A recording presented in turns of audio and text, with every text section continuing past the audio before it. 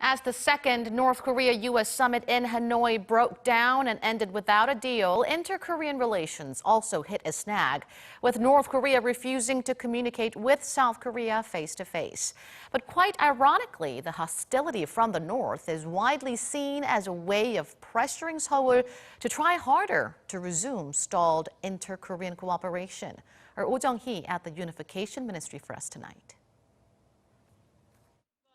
While cold shouldering against Seoul continues from north of the border, experts say such actions from Pyongyang are only an expression of frustration, and what the regime wants is an improvement in inter-Korean relations, not a suspension. Since denuclearization talks between North Korea and the U.S. hit a snag after the Hanoi summit early this year in February in a brief Kim-Trump rendezvous at the inter-Korean border village of Panmunjeom, Pyongyang has deliberately left Seoul out of the nuclear negotiation table. The North then slammed South Korea for going ahead with joint military exercises with the U.S., further citing the drill as the reason to reject Seoul's provision of 50,000 tons of rice in humanitarian aid. While anticipation was high that the two Koreas may be able to loosen up through sports exchanges, that too failed following North Korea's decision to ban the entry of Seoul's cheering squad and broadcasters to the Inter-Korean World Cup qualifier match held in Pyongyang last month.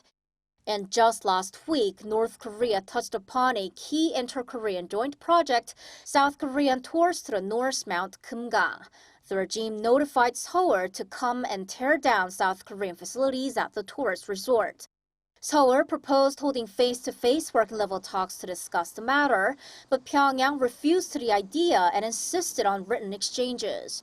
The series of developments on the Korean peninsula pose concerns that the impasse in inter-Korean relations may be hitting extremes. But experts say the North rather wants a restoration in inter-Korean ties and is calling on Seoul to enable that. North Korea's media continues to slam South Korea, but it's actually a message urging Seoul to implement the promises it made at last year's inter-Korean summits and carry on with promised joint projects. Regarding Mount Kumgang, the North's stance is that it wants to make the program bigger, not quit it.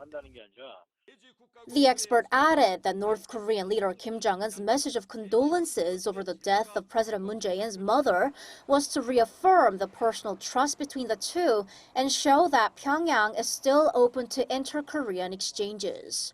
Jung-hee, Arirang News.